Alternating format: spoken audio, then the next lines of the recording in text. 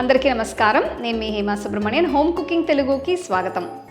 మన ట్రెడిషనల్ రెసిపీస్లో రవా కేసరి చాలా పాపులర్ అండి. అయితే ఇది మనం తక్కువ ఇంగ్రీడియంట్స్తో చాలా క్విక్గా మన ఇంట్లో చేసుకోవచ్చు. సో ఇది ఒక క్లాసిక్ రెసిపీ అనమాట. రండి, ఇది ఎలా చేయాలో ఇప్పుడు మనం చూద్దాం.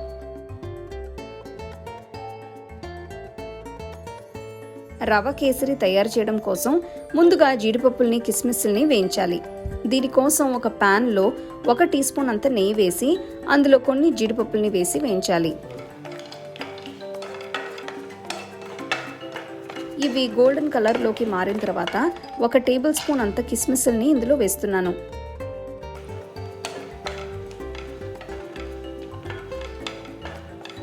కిస్మిస్లు ఇలా బాగా వేగి పొంగిన తర్వాత వీటిని ఒక ప్లేట్లో వేసి పక్కన పెట్టుకోవాలి.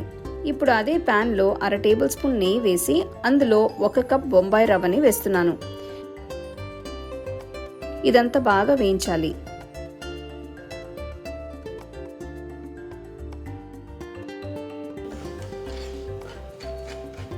పొయ్యిని మీడియం లో ఫ్లేమ్లో ఉంచి రవ్వని 10 నిమిషాలు వేయించాలి. అప్పుడే ఇది మాడిపోకుండా కరెక్ట్గా వేగుతుంది. చూస్తున్నారు కదా, రవ్వకి లైట్ బ్రౌన్ కలర్ వచ్చి పచ్చదనం మొత్తం పోయింది. పొయ్యి కట్టేసి దీన్ని నేను ఒక ప్లేట్లోకి ట్రాన్స్ఫర్ చేస్తున్నాను. ఇప్పుడు ఒక వెడల్పాంటి సాస్ ప్యాన్లో 3 కప్పుల నీళ్లు పోస్తున్నాను. మీరు బొంబాయి రవ్వని మెషర్ చేసిన కప్తోనే నీళ్ళని కూడా మెషర్ చేయాలి. ఇది 250 ml cup. So 1 cup Bombay రవ్వకి నేను 3 కప్పుల నీళ్లు వాడుతున్నాను. నీళ్లు బాగా మరిగిన తర్వాత ముందుగా 1/2 teaspoon orange food colour వేస్తున్నాను. దీనికి బదులు కేసరి పొడి కూడా వేసుకోవచ్చు. ఇది ఆప్షనల్, సో ఇది వేయకపోయినా పర్లేదు. నెక్స్ట్ ఇందులో వేయించి పెట్టుకున్న బొంబాయి రవ్వని వేసుకోవాలి. పొయ్యిని లో ఫ్లేమ్లో ఉంచి ఇదంతా బాగా కలపాలి. మీరు చూస్తే రవ్వ ఈ నీళ్ళని పూర్తిగా పీల్చి కుక్ అవుతుంది. ఇది కొంచెం దగ్గర పడిన తర్వాత నేను 1/2 టీ స్పూన్ అంత కుంకుమ పువ్వుని ఇందులో వేస్తున్నాను. దీనివల్ల కూడా చాలా మంచి ఫ్లేవర్ యాడ్ అవుతుంది. ఇది ఇలా కుక్ అవుతూ ఉండగా నేను 1 టేబుల్ స్పూన్ అంత నెయ్యి వేసి కలుపుతున్నాను.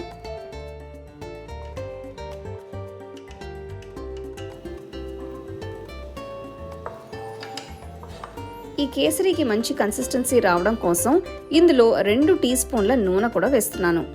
వేరే ఆయిల్స్ కాకుండా రిఫైన్డ్ నూనె వేస్తే బాగుంటుంది. దీనివల్ల కేసరి కొంచెం సాఫ్ట్గా తయారవుతుంది. సో టెక్స్చర్ మాత్రమే కాకుండా టేస్ట్ కూడా బాగుంటుంది.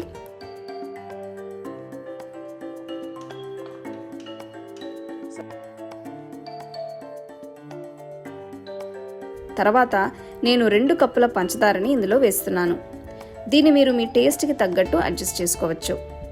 కానీ ఇక్కడ రవ్వ పూర్తిగా ఉడికిన తర్వాత మాత్రమే పంచదారని యాడ్ చేయాలి.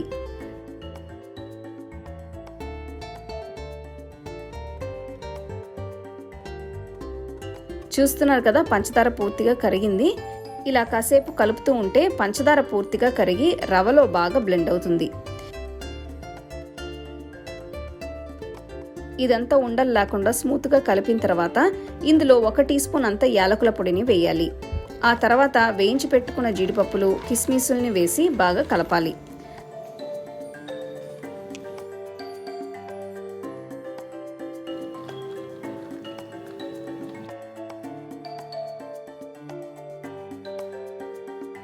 రవ కేసరి పూర్తిగా దగ్గర పడింది.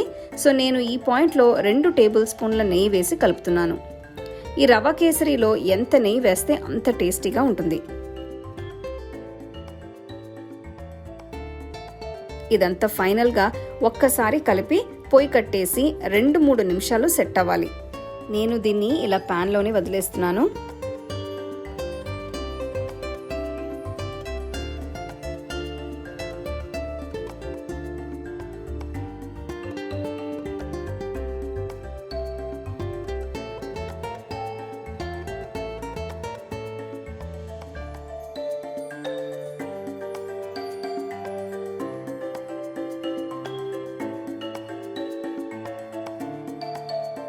అంతే, రవ కేసరి తయారైనట్టే.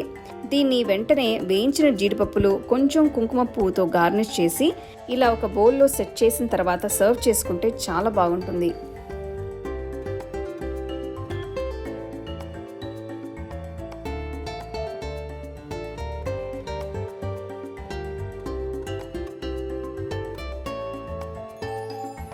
రవా కేసరి చూస్తుంటేనే ఎంత కలర్ఫుల్గా ఎంత బాగుంది కదా. ఇది చేసిన వెంటనే బాగా వేడి వేడిగా మీరు సర్వ్ చేస్తే అసలు అందరూ బాగా ఎంజాయ్ చేస్తుంటారు. ఇది నోట్లో పెట్టుకుని వెంటనే కరిగిపోతుంది అనమాట, అంత రుచిగా ఉంటుంది. సో తప్పకుండా మీరు ట్రై చేసి ఎంజాయ్ చేయండి.